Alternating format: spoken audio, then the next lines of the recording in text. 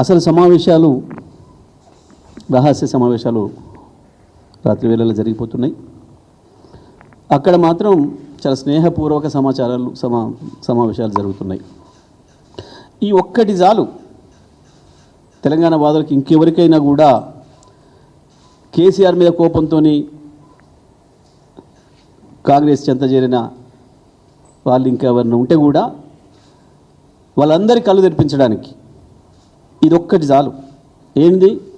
ఒకటే పత్రిక తెలంగాణలో ఏం రాసింది, ఆంధ్రాలో ఏం రాసింది చూడండి. ఒకటి తెలంగాణ ఎడిషన్, ఒకటి ఆంధ్ర ఎడిషన్. ఒక సమావేశం జరిగి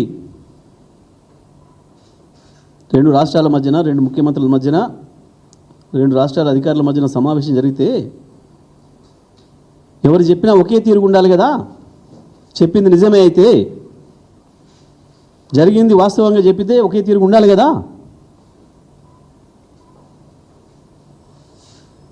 ఇంతకు మించిన ఆధారాలు ఇంక అక్కర లేదు వాస్తవానికి. ఇంకా తెలంగాణ ప్రజలకి తెలంగాణలో రకరకాల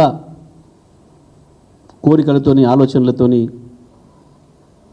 మళ్ళీ తెలంగాణ వాదానికి దూరమైన వాళ్ళకి అన్నిటికీ మించి తెలంగాణ ప్రజలందరికీ విజ్ఞప్తి చేస్తూ ఉన్నాం.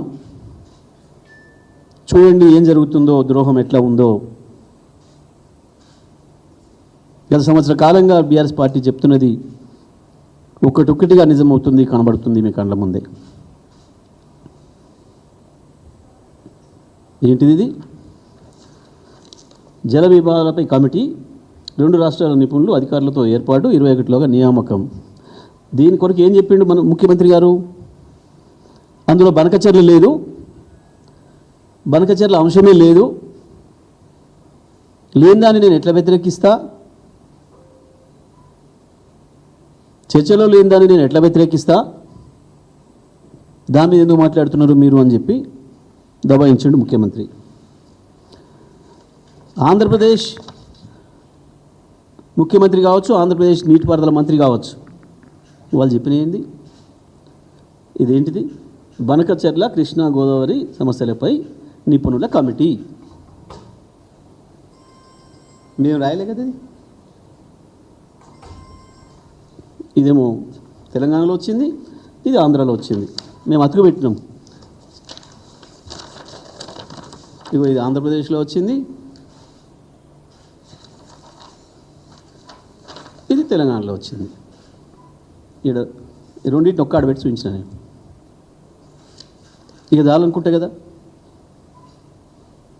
ఇక దబాయింపులు, గాండ్రింపులు, బూతులు, దీని మీద నేను ఒకటే ఒక మాట అడుగుతున్నా.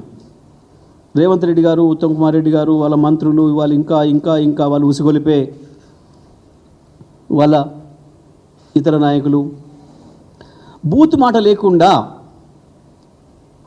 దీని మీద మాట్లాడండి, సమాధానం చెప్పండి.